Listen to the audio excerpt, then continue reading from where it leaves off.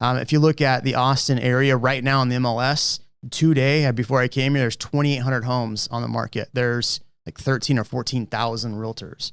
So really the top 5% of realtors are the ones that are selling right now. So that's one thing. Hey, you're listening to the Friends in Austin podcast. I'm your host, Justin Talent, and every week I bring you the stories of the people of Austin. Thank you for listening.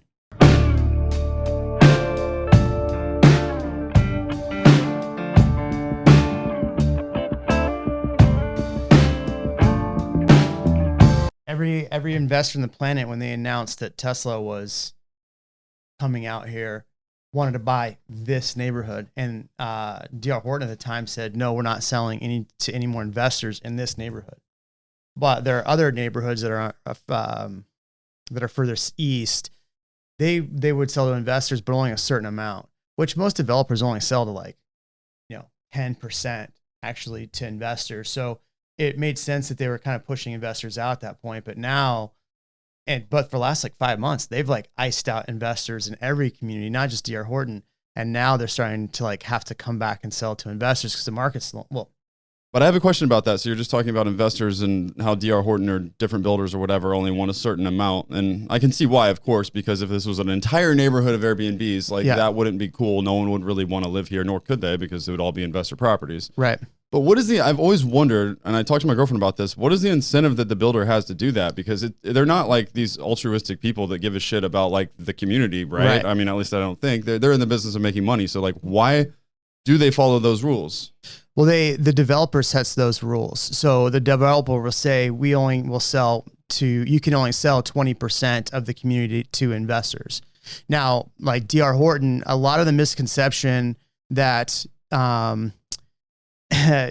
that neighborhood in Houston that everybody talks about, that BlackRock or whoever came in and purchased all of those homes, and so they sold off the entire community to an investor and everybody was upset. Well, D.R. Horton specifically built that community to sell off to a major investor. And they actually had them all rented as well. So that was a whole package deal that they'd already sent. And then you have all these articles come out that say, oh, well, look, they're, investors are buying up everything and investors are buying up this. It's good that some of these developers have put in those rules in place because, you would have full entire neighborhoods that are just investments. Because, obviously with the growth of Austin and the announcements of some of these companies that are coming out here, and in 2020, you had all these investors. My YouTube channel blew up because all these investors were calling me, and I didn't necessarily want to help just investors. My whole audience and who I really help are not necessarily investors, but people trying to move here to Austin or people trying to sell their homes. So back to the investor thing though, if you think about it, they've iced out, a lot of these builders have iced out a lot of investors. It's not necessarily to do with the, what they care about, but they know that buyers will pay more, homeowners will pay more for that property than investors will. Really? That's the case? Because investors have a cutoff to where they're like, I need to make money on this. Exactly. So if you think about it, I'm an investor as well, right? I try to buy 1 or 2 properties a year. There's a certain limit where I'm looking at a property and go, well, this isn't going to make sense for my rents. It's not going to make sense for this. The taxes are going to be too high. I'm done. I'm out at this price. And that's where our market's kind of gotten really crazy over the last year, is that you have investors that are buying, that are paying $30,000 to $50,000 over list price. But then you have buyers who are, homeowners, people that are trying to buy for themselves, go, okay, well, I need this home. I'll pay 60, 80, 100. And that's where we're seeing offers into the $125,000, $150,000 over list price, is because those investors cap out at a certain point. So builders know that buyers are their main focus. Now, we're starting to see some builders go back to selling to investors because, the demand is down a little bit. And it's always down this time of year. That's the biggest critique I've made of a lot of these builders, is that they're doing some things to realtors. They're trying to de-incentivize people from using realtors. In Texas, you have the right to representation, but they're trying to get you not to use realtors. And that's a problem. I'm not saying it's D.R. Horton, but there are other builders that are doing that specifically. And so that's been a challenge in this market as well. And I always kind of get a kick out of everybody that thinks that realtors make all this money in this market. It's so incredibly tough. It is very tough. Okay, I want to ask you why it's tough, but first I want to go back to the developer builder thing. So the developer and the builder are two different things. Right. Okay, so the developer, who is this? They're the ones that decide that you can buy this property and you can develop it to what you're developing it to. Right. So they set the standards on what the homes are going to look like. They're going to set the standards of what the neighborhood's going to look like, what's going to be in the neighborhood. Who are these people? I mean, there's a developer group that'll purchase up the land. They'll put in the roads. They'll section off the lots and then they sell those lots, specific lots, to the builder. So the builder can sell those specific lots, whatever their premium is, and then the developer takes the money out of that. So the developers really set what the neighborhood's going to look like, what the standards are going to be, and what the builders need to be putting in the homes. So they set the tone. Okay, so can the developer also be the builder? Because like D.R. Horton, I'm pretty sure bought this land off of a family.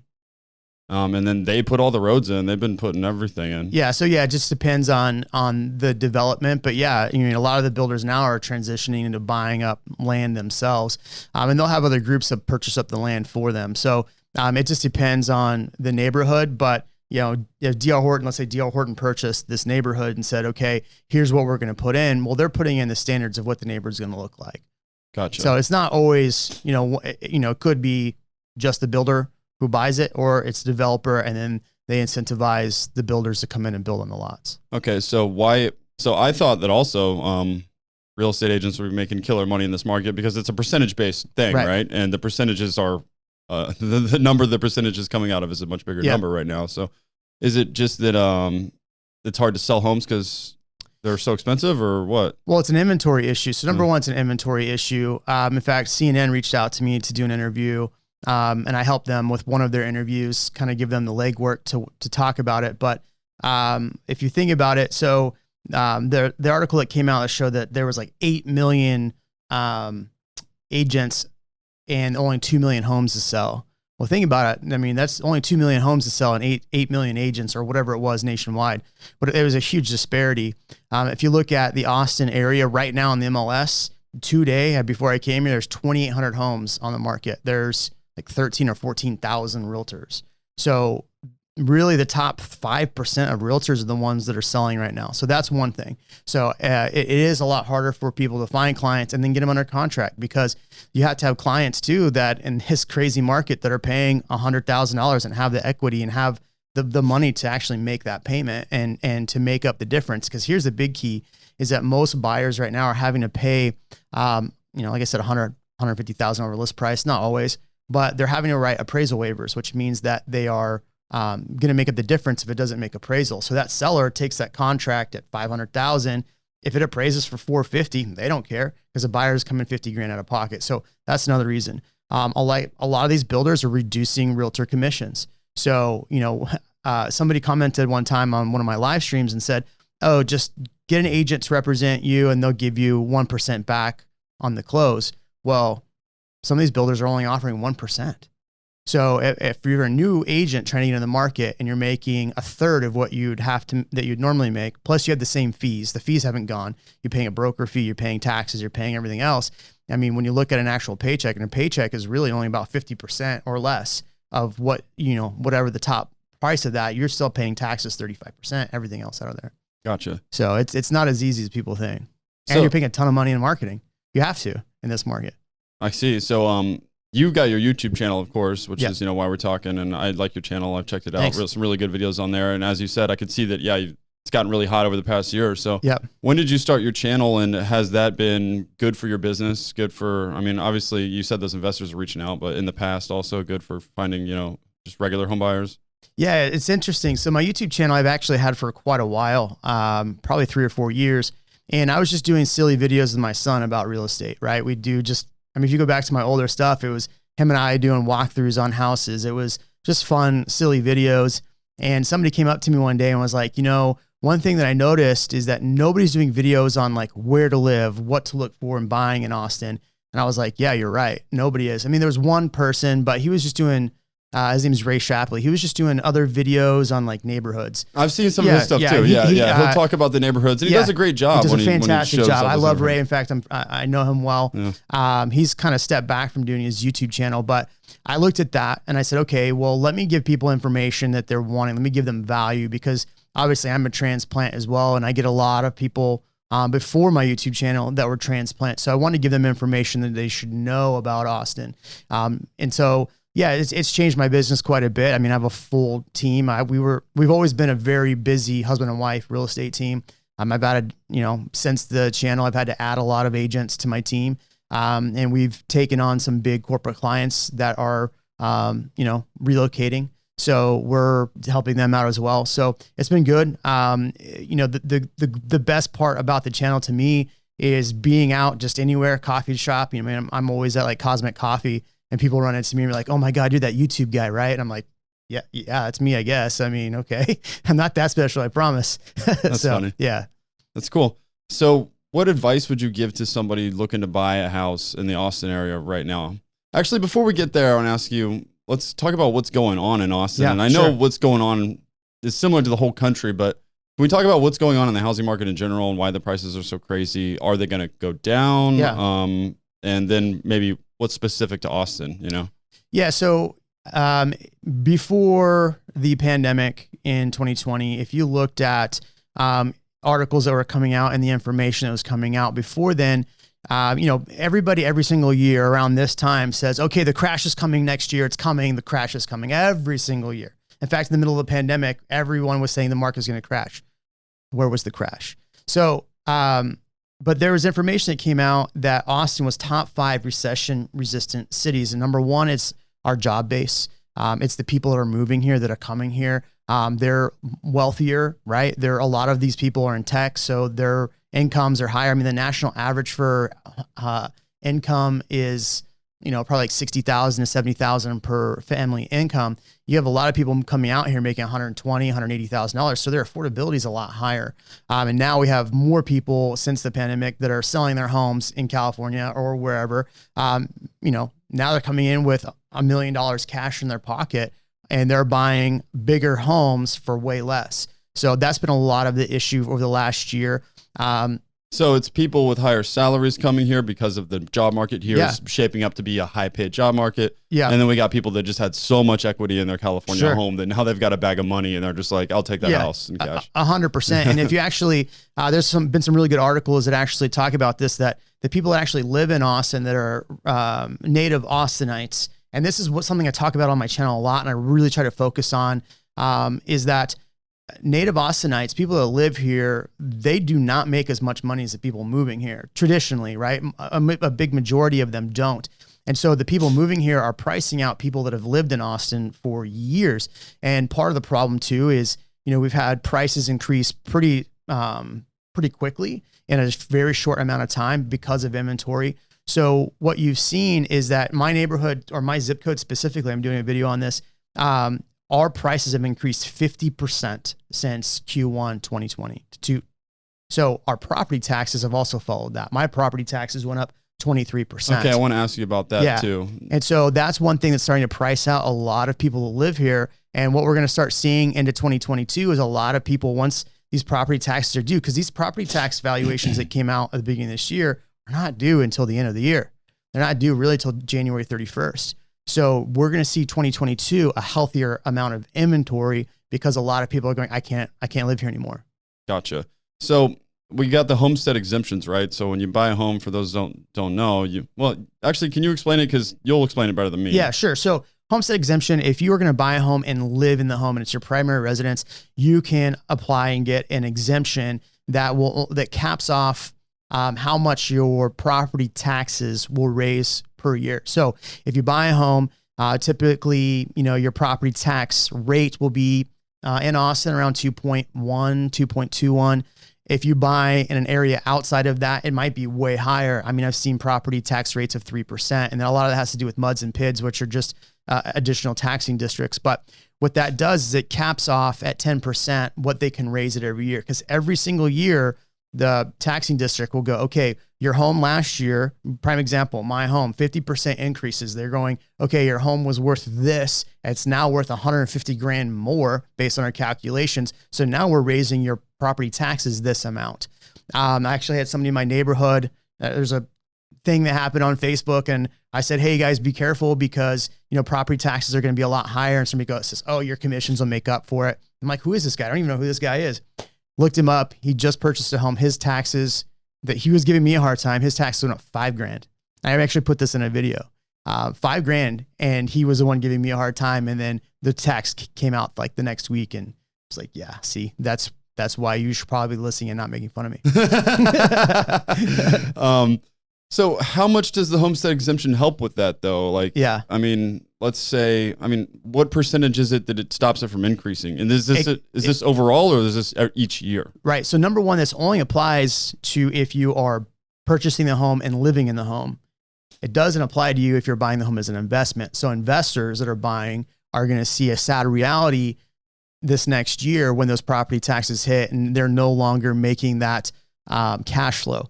So, what was the question again? Sorry. How much can they rate? Like, how much does your homestead exemption help you? Like, can they raise your taxes indefinitely just at a slower rate, or is there a cap? So it's a cap. So they can raise it or lower it every single year based on what the value is.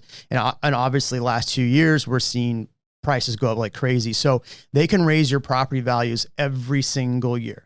They can also take them down every single year, but that's very seldom. And over the last 10 years, 15 years, I haven't really seen that happen. No government's going to be like, we want less money. We want less money, right? And so with the homestead, it does cap at 10%. Now, there are other homesteads too. So there's not just the regular homestead. There's also an over 65 exemption, which kind of knocks off the school portion of it, because the school portion is the largest. So it's kind of like a 50% reduction for them.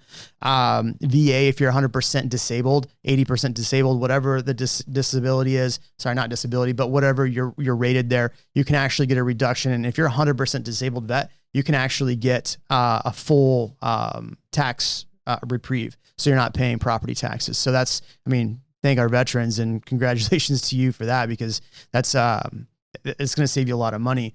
But yeah, every single year it'll go up. And that's just something that I've really tried to help people realize on my channel, what we've talked about a lot. And I think that's why people kind of trust what we talk about, because I also do kind of have a live stream and I have a lot of agents that come on.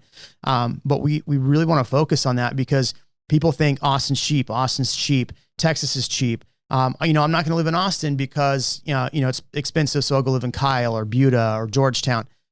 But your property tax rate's 3%. You're going to be paying on a $350,000 home, like $12,000 your first year in just property taxes. Yeah. So Texas has some of the highest property taxes in the country, right? Yeah. So, I've talked about this with my girlfriend many times, because she talked about, like, you can afford way more house in Colorado. She was like, a house that I buy in Austin is going to be like my mortgage is going to be way cheaper, because I know the property taxes that's how much higher they are. Well, think about this too. So let's say you can afford a $500,000 home and be in South Austin or closer to Austin, and your tax rate, I'll give you an example. There's a few neighborhoods just at the back end of Austin that are 1.8 tax rate. In fact, out here, the tax rates are very low, like 1.8, 1.87. So, or you can you can buy that house for $500,000, but you go to Kyle or Buda, which is going to be a longer drive, cost you more to travel into town. And you're paying for $350,000. Your property taxes are going to be probably lower on that $500,000 home than they are on that $350,000 home. And you're paying more to drive farther.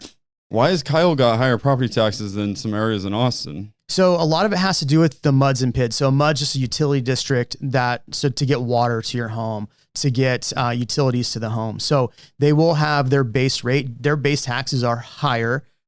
So the base tax in Kyle and Buda is like 2.54. So the lowest I've really seen taxes is about 2.49, 2.45. But you'll have a PID that drops. It's kind of like a Melrose. If you're coming from California and you have a Melrose tax, it's basically just a development tax. It's to help get the fire departments there, all this stuff. They think their infrastructure cost is basically higher. Yeah, it's an infrastructure cost. So it will come down over time, but it does take 15 to 20 years to drop off. Okay, interesting. So now that we kind of covered what's going on in the housing market, also it's like generally this remote work, right? That's a huge part of it. People want houses right now. Like, it's crazy. It's like they're like fighting to buy houses, and like they have to have a house right now.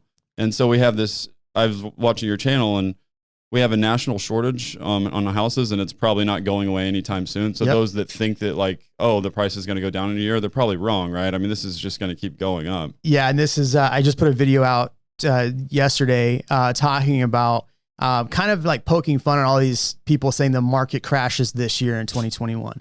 And the reality is, if you look at 07, 08, when the market crashed, we had 3.7 million active homes on the market. Right now, we have 1.02 million homes active on the market.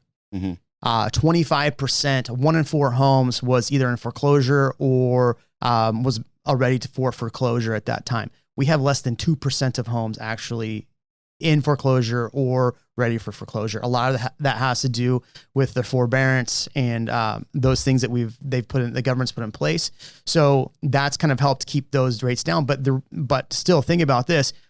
From 2020 to 2021, if you put your house on the market now, you probably have $150,000 in equity on top of whatever that was. So even those people in forbearance, I know everybody keeps screaming, oh, the forbearance is going to lead to this catastrophic thing. And even at one time I did too, until they kicked the can down the road. They kicked the can down the road, and then we peeled back the onion on what forbearance really was. It wasn't at the end of forbearance, you had to pay the rest of the money. It gets tacked on in the end. So really you could have almost a 40-year mortgage at this point if you took forbearance right now, and they've extended that even longer. So forbearance has helped with that a lot. So can you tell me more about forbearance? Because I'm not familiar with it. So basically forbearance was just, the CARES Act put in place that you couldn't really foreclose on somebody. They could, as long as they applied for forbearance. Now, forbearance was just a hardship. So you basically had to say you can't pay your mortgage. There hasn't been, or what I've heard is there hasn't really been a whole lot of digging into what your hardship is. You just basically had to say you had a hardship.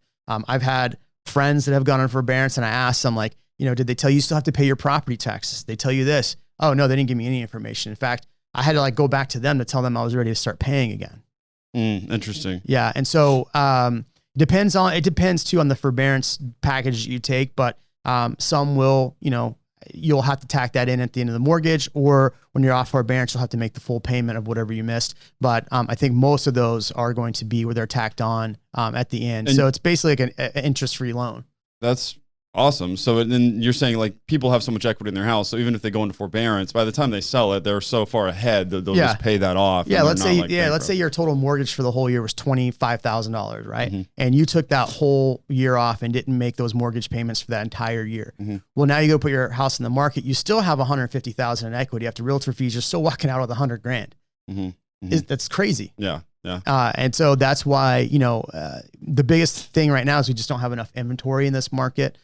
Even today, I said there's 2,800 homes. Last year at this time, there was 6,000 homes on the market. So more than double. And so for all those people saying, oh, it's all the inventory is coming back, you'd have to double the inventory for the inventory to be back. And you'd have to reduce the demand. Demand is down, but it's a cyclical thing. June, July, August, people are out of town. 2020, no one was out of town. Nobody went anywhere. In fact, what they did, they bought a new house because they're going to be able to work from home. They moved to Austin. They moved to Dallas. They moved to Houston, San Antonio, because they wanted to leave wherever they were and they could buy a home. People that lived in a small home said, we're renting. Okay, I have enough cash. I'm going to go buy a home now. And so that's what's really propelled this market and why prices are so out of control. Is it sustainable? That's the big question. Yeah. And what does not sustainable look like? Does that mean just the rate of growth goes down, or does that mean the prices actually go down? Right. Yeah. And then that's the thing. If you think about it too, more people, so the average buying age is between 29 and 33. So if you look at the amount of people that are 29 to 33 right now, there's a lot of people 29 to 33 that are the perfect buying age to buy. So this is one of the things, what was his name? I'll think of his name, but there's a company that sold off their company in 08 or 06 because they looked at the market and said in 1979 is when abortions became legal. And so if you look, there's a huge drop in birth rate at that point. So when they looked at 08, they said, look, there's a huge drop going to be a huge drop in consumer demand. So they sold off their company and they're back in the market now buying like crazy because those rates of people between 29 and 33, 34 are a lot higher than they were back then. So that's the other thing is the buying age. There's a lot of people that are buying age right now. Yeah, it's interesting because of course, any homeowner's got to be excited about the value of their house going up outside the property taxes thing. Right. But almost to me, when I think about it, it's like, it seems like kind of a wash though, because it's like, I want to live here, so I'm not selling it. Right. And if I did sell it, I'd kind of want to buy another house. So I would just have to be buying back in at those prices that I was then inflated with. Yeah, that's so exactly like, the circle that we're in, right? Is, you know, I have a lot of sellers right now that are coming to me and they're saying, okay, I'm ready to sell. I have this amount of money saved. Is it worth it to sell, or should I rent this out? And, you know, everybody thinks a realtor's out for a paycheck. And look, realtors have the same kind of, people think about realtors the same as they do lawyers, right? You know, it's not always favorable. But, you know, what we've done too is I'll tell sellers, like, you're better off renting. If we can get you a property with what you have here and rent out, and we can show, you know, your cash flow on this, keep the house. Because in a year from now, if the market is starting to crash, sell that, pay off the rest of your mortgage, and you're in good shape.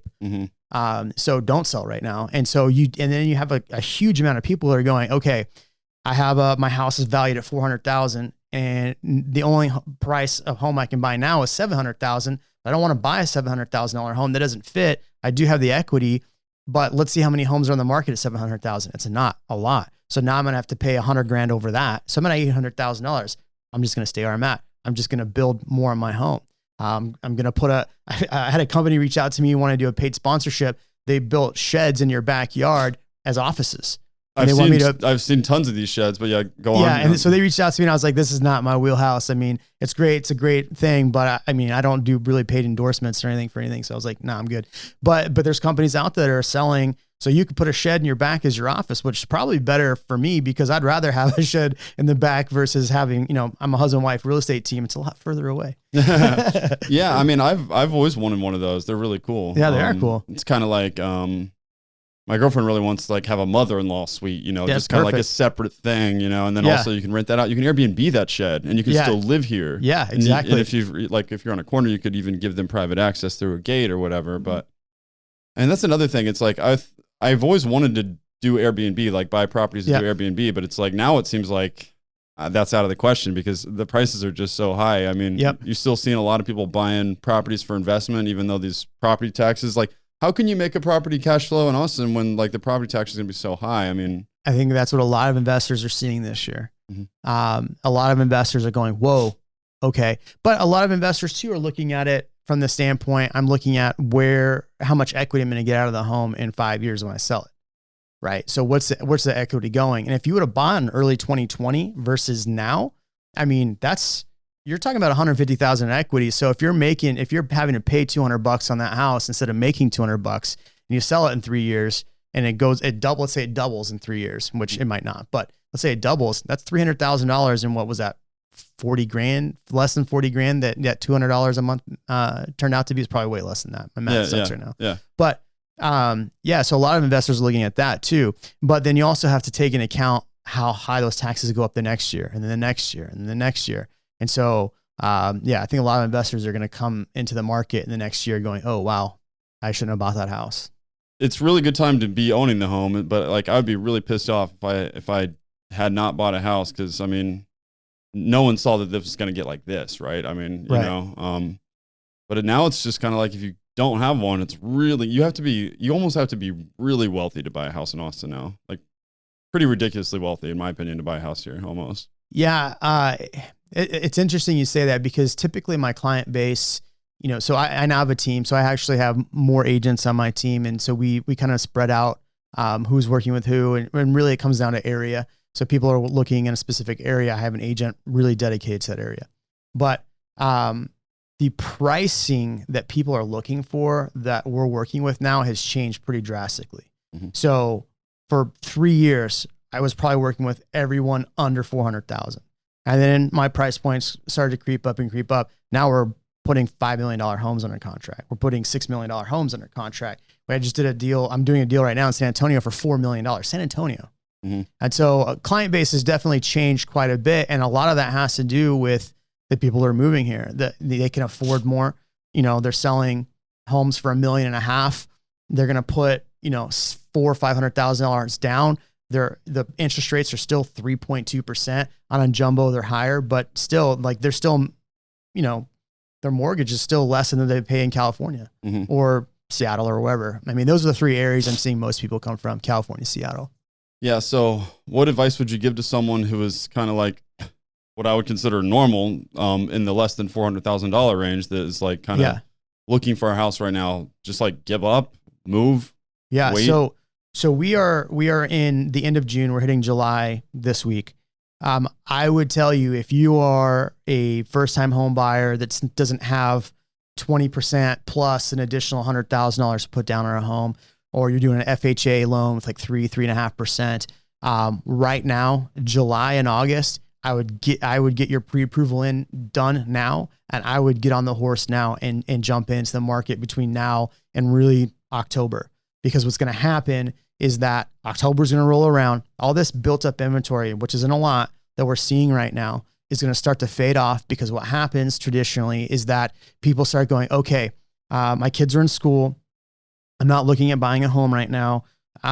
We have all these things going on. Plus, sellers that would typically sell are going, well, I don't want to put my home on the market in November because we have Christmas coming up and Thanksgiving, and I don't want all that. I'm going to put on the market in January.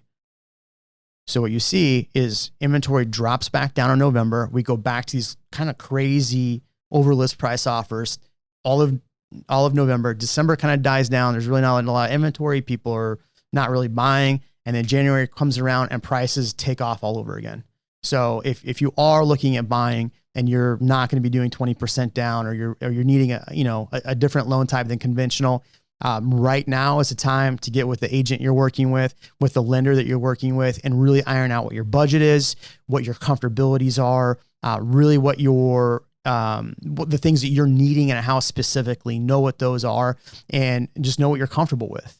And jump in between now and November, because everybody's going to be telling you the market's going to crash. So here's what, if you read any news article right now, everything is about BlackRock's buying up all this, and they're going to make everybody's going to become a renter. If you look at all the media that's coming out around homes, it's discouraging people from buying. Why is that? Why is that? Why are they discouraging people from buying? It does not make sense to me, because you can break it up a lot of different ways.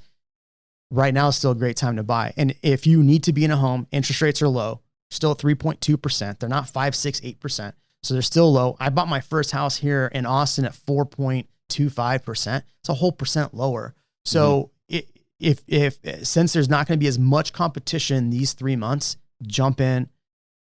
You'll be able to get potentially a better deal than what you would have if you had bought 3 months ago. Now, you're going to be paying more than what you paid 3 months ago, but you're not going to be having to pay a ton more over that. And that's the biggest key, is that you're not going to have to be paying, writing an appraisal waiver. You might not have to. Yeah, I mean, the reason they probably are talking about that in the news just because like doom and gloom stuff is always better in the news. Yeah. That's what sells. And that's the thing is, like, if you watch my channel, yeah, I do sell a little doom and gloom about the market, about how crazy the market is. But I've always tried to give people the positives as well about what's going on in the market. And so I'm not a big fan of the doom and gloom. I'm not a big fan of it's crashing, especially when I'm working in this market. I think that's one thing too. And you got to listen to who's giving you the information. Yeah, real estate agents want to sell homes. So if you're listening to my channel, the critique it gets, well, you're a real estate agent and you're selling homes. I'm also somebody buying homes. I buy myself. So I'm looking at the amount of people that are reaching out to me, that are reaching out to my other agents. I'm listening to what agents are saying, what's going on with their buyers, and I'm in the market and I'm hearing what's going on. It's different when you're hearing for somebody what's actually going on versus somebody who's just looking at numbers. Because those two things are absolutely different. Mm-hmm. So they do correlate, but you're looking at same beach ball, two different sides. Okay, now what if you're an investor looking to buy a house here and you can't get a primary, maybe you just want to have a second house here, but you can't get a primary residence loan, and maybe you can't get like a second home or whatever. Yeah. Worth it? Is it not worth it? It depends on the investment strategy you're going for.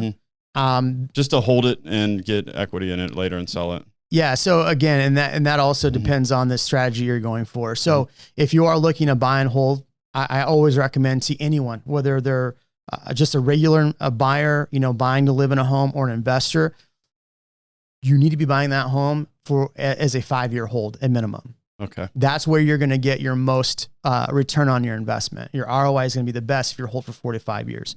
Now, the market is going to be completely different, because if you think about it, a reasonable appreciation on homes is about 6% per year. In Austin, it's been 9 to 12%, but a reasonable is 6% per year. So if you look at 5 years of going up 6%, if it does stay on that trend of 6%, that's a pretty healthy return. Definitely. Now, as far as if you're a seller, I mean, still a good time to sell. Go for it. Yeah, if you're trying to leave Austin or for whatever reason. Yeah. So if you're selling and trying to buy, literally right now is the best time to do both of those things. Just like I said, for buyers, because there is a lack of inventory.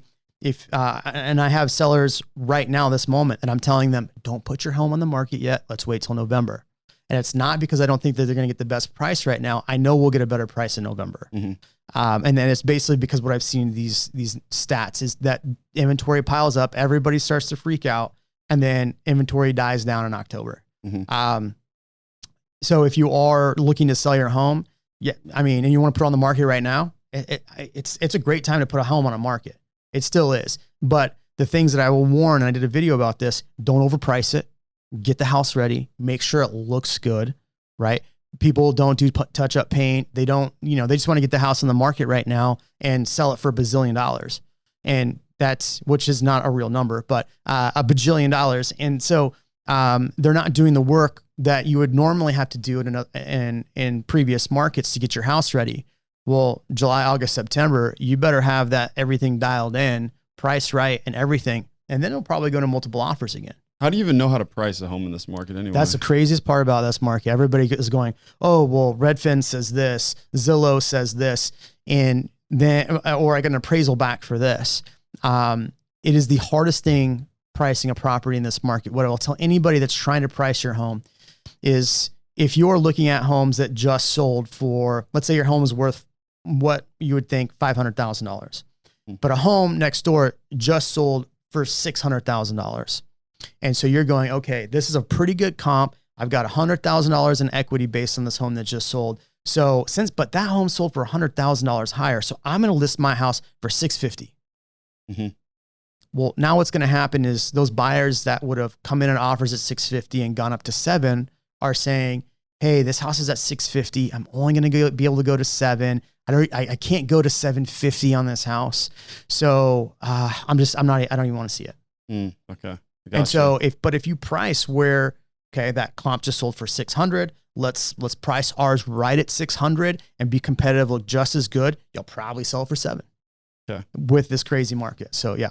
Hey everyone, this is your host Justin. I just wanted to thank everyone for listening and give those that are new to the podcast a reminder to please subscribe to the podcast on your favorite podcast player. If you're on YouTube, please like the video, share it with a friend. That helps us out. Thank you. So what about surrounding areas of Austin? I know you mentioned there's others that the property taxes are higher because they have a harder time getting water or whatever, but what are your favorite Austin area? Not right, like Georgetown, Kyle, Buda, like do you have any favorites? Ooh, that's a good question. I have some favorites for different reasons. I'd say my absolute favorite is probably going to be Dripping Springs. I think there's a lot of good future development going on in there. It's a beautiful area. I love Dripping Springs. Yeah, Bee Cave is also a really great area just because there is a lot of things to do over there already. The Galleria. I think the kind of hidden jewel that, and I've said this on my channel, I think the most underrated city is Kyle. I think Kyle's, but you have to be careful buying in Kyle because property tax rates can be 3% or higher. So make sure you're, really keying on that. There's a big development going up in there right now. Lennar's putting it up, but the tax rate's like 3.4 or something crazy like that. It's really, really high. But I think Kyle's got a lot of good future developments going on. So I think that would be a good spot. Buda is a good spot. If you're looking north, East Austin right now, Northeast Austin, they're putting in the east off of Palmer. They're putting in a big development in there, kind of like the Domain. So that, East Austin's kind of blown up, is going to blow up from there in a good way. Are you talking about like Colony Park? I think it's called like Palmer East or something like that. Oh. It's right next to Samsung. Oh, okay. Yeah. So they're putting stuff out there. I would say, obviously, traditionally, Cedar Park's great. Leander, you can find some really great stuff there. Georgetown's great. I've heard some people complain about the schools there, but I think, if anytime you're looking at, these outside cities, you have to just kind of reassess what you're wanting in a purchase, what you're wanting to live in, where you're wanting to be, how close you're wanting to be to things. And those are things that anytime somebody comes to us, we sit down and we go over those things pretty much in detail. And people will tell me, okay, I want to be here. And I'm like, well, based on what you're telling me, it sounds like you might want to be here, but come out, drive those areas, and then we'll reconvene and talk. And people will fly out and go, yep, you were right. Mm-hmm. You know, I think the most overrated city, and people are going to either probably give you a thumbs down on this or get mad at me. The most overrated city is Round Rock. I think it's the most overrated city. It's the most hyped city. I think, you know, for the prices that you're paying in Round Rock, you can be other places. Round Rock isn't a bad place. I'm not saying it's a bad place. They have a lot of cool things going on in Round Rock, but you could live in Pflugerville and still take advantage of a lot of those things in Round Rock. You can live in Hutto and still take a lot of advantage of a lot of those things in Round Rock. So I think it's a little overhyped in my opinion, but you know, what's my opinion worth? Not a lot, I guess. And Kyle, so you like Kyle, you think it's the most underrated. Is there any water over there as far as lakes and stuff go? Yeah, in fact, we had the mayor of Kyle on my channel and we talked about this. They don't really have any issues with water right now. They have all the water accessibility they need. Mm-hmm. Okay. But they also have recreation like lakes and stuff like that. Oh yeah, water like that. Yeah. Mm-hmm. So you know, South Kyle, they have 5 Mile Dam, which is really cool. They are, one of the criticisms I gave the mayor was talking about how excited they were to put in so many parks. We discussed it on my channel, and he made some really good points about putting in parks and how important it was to be putting in some parks. So he made some valid things there. So there will be some more water, parks, ponds, and things like that. But if you want a lake in Kyle, I mean, you're going to have to go down to, Canyon Creek, or not Canyon Creek. What is that? Canyon Lake. There you go. Canyon Lake or Lake Travis. Yeah. There's no downtown like Lady Bird Lake down there. Gotcha. Yeah. How far is Kyle from Lake Travis anyway? They're probably like 45 minutes. Oh, well, that's about the same as it is from like around Austin. Yeah. So that's okay. Yeah. You can easily get to Lake Travis. Yeah. But I do want to ask you, I guess, a question about Austin. Do you think Austin's overrated? Do you think, would you recommend, I mean, I know obviously you're an expert here, you live here, but there isn't anybody in the real estate market, maybe that you're friends with that works in other cities, any other cities that you would look at? Well, I mean, it depends on, again, what you're looking for. To some people, yeah, sure. Austin's super overrated, right? Mm-hmm. I mean, it depends on you. I think Dallas is overrated. Right? Mm-hmm. And I like San Antonio, but I wouldn't live in San Antonio. So, you know, if you're going to be moving to Texas and you're looking at a city, I would recommend go to that city, go see all the fun things there are to see in whatever cities and see if it stacks up with what you're wanting. But yeah, I'm starting to get a lot of people on my channel say that Austin's overrated. Look, it's a great place. It's not for everybody. It's just not. Are you having any Californians with buyer's remorse here? You know, I think less. I'm having probably less than some people are, because I think a lot of people that watch my channel come here prepared. And I think that's, you know, that's a huge part of the channel, is preparing people for moving to Austin. My channel is not about buying a home or selling a home. It's about what to expect when you come to Austin. And so, you know, the market is a fair part of that. Yeah, Austin's not for everybody. Mm-hmm. There are some things that are going on in Austin that aren't great. And we talk about that on the channel quite a bit to give people an idea of what they're getting into, because yeah, there's going to be some buyer's remorse. I mean, I kind of did a takedown video on the guy who complained about moving to Bee Cave, buying a 4,000 square foot house, and then it costing too much and moving back to California. Well, all the reasons why he moved to Bee Cave were, I want to be somewhere cheap. Well, you bought a 4,000 square foot house in Bee Cave. Yeah. You know what I'm saying? So, yeah, I mean, it's a great place. I think it's for some people and it's not for some people. Yeah. So I saw on your channel that you're talking about kind of some crazy stuff going on with these builders lately, because of like, they have so much leverage right now. Like, I know 2 people that moved into this neighborhood, and I've had great experiences here with D.R. Horton. Not everyone has, especially towards when it got busier. Like, yep. Someone came to a walkthrough, the yard wasn't even there. Yeah. And it's like, well, a walkthrough is supposed to be so we know like the house is good, right? So we just wasted everybody's time. 3 people came here to look at this house. So. Yeah. I would say, so as far as like builders and what they're doing, you know, I've definitely done my fair share of not saying pleasant things about some builders on my channel. As far as DR Horton goes, which this is a DR Horton community, overall, I'm a fan of DR Horton and what they've done.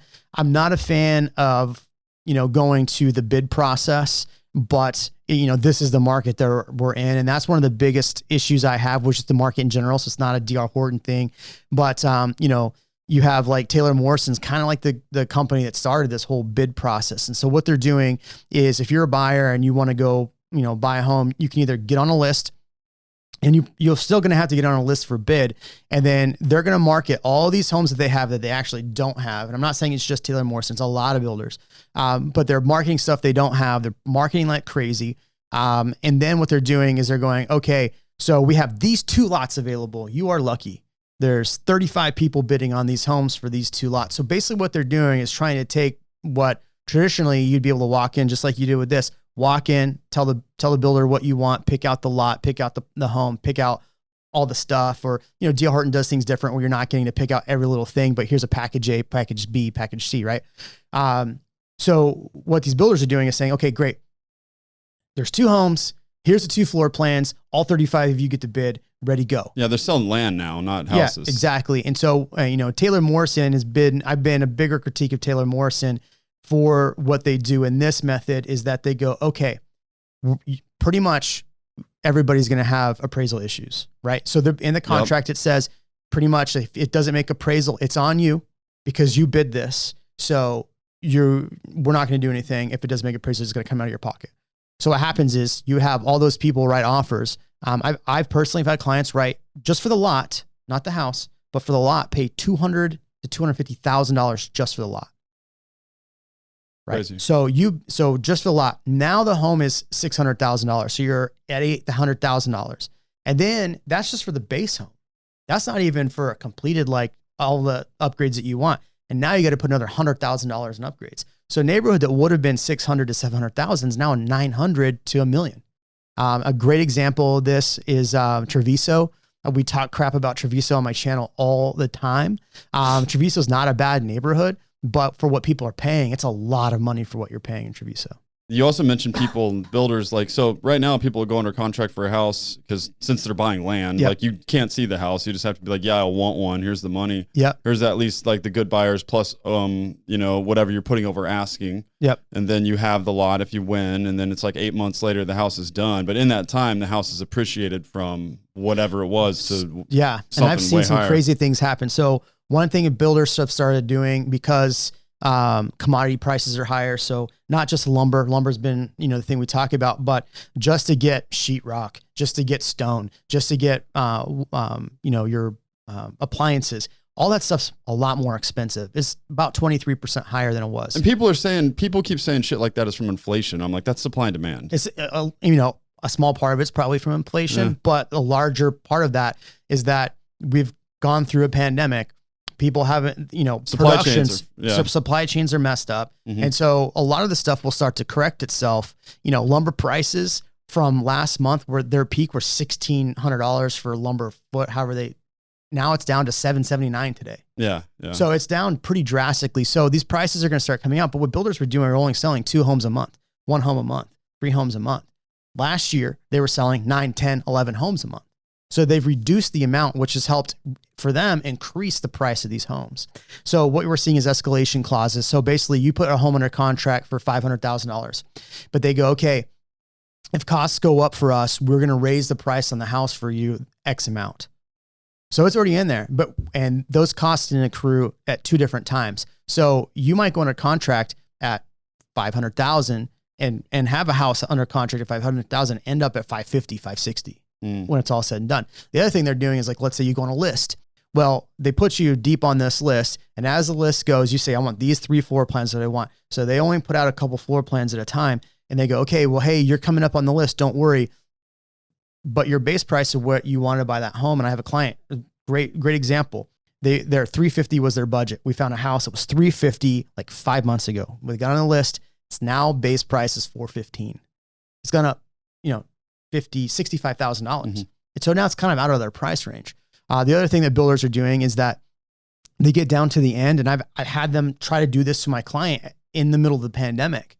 And this is the first time I saw it. And then all of a sudden, subsequently, we're seeing more articles come out about this, more information come out about this, but they'll get down to the end and they'll delay until you get frustrated and either leave, or they'll say, hey, look, we need to raise the price on this house now $100,000.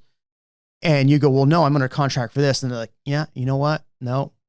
And then you can't pay for it. And then you fall out of contract. And then boom, they go on the market and they put up, they reduce realtor commission online. They sell that baby for way more. So they're paying commissions less and they're making more money on it, even on top of that. It's tough because it's like, you know, that it's not a charity business. They're trying to make money. So it's like, you got to balance out. It's like, but you got to do it without necessarily screwing people over too hard, because you are under contract. You have a reputation to uphold too, like the future of the company. Yeah, and here's the thing: is what they are doing right now. I understand, you know, from a capitalistic standpoint, I get it. But you also have consumers, and consumers don't have a short memory. And so what'll happen, especially realtors don't have a short memory. So the more and more you do these things, and the more and more these things come out that you did this, what's going to happen is later down the road, if I have 4 choices as a buyer, and I'm walking in and I'm the realtor walking in, I go, look, here's my experience with this company, with this company, this company, with this company, all the same price, all the same product. Which one would you rather work with?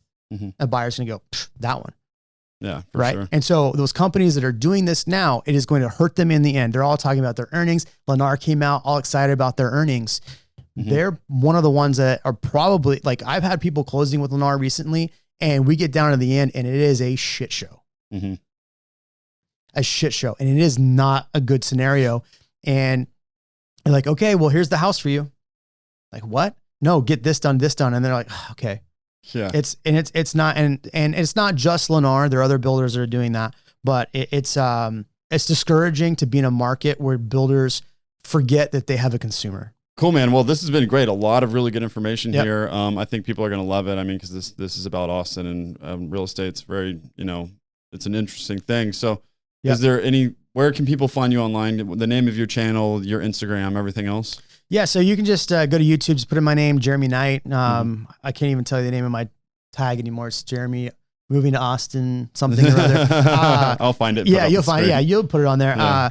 My Instagram's Jeremy Knight KG. Those are pretty much 2 spots. You can go to my website, austinKnightHomes.com or tkgresidential.com. Either one, they'll go to the same spot. There you go. And you're always taking, you know, people that are looking to buy a property. Absolutely. Yeah. Mm-hmm. Buy or sell. Yep. Cool. All right. Or invest. Cool. Yep. Thank you, Jeremy. Yeah. Appreciate the time. Yeah. Thanks.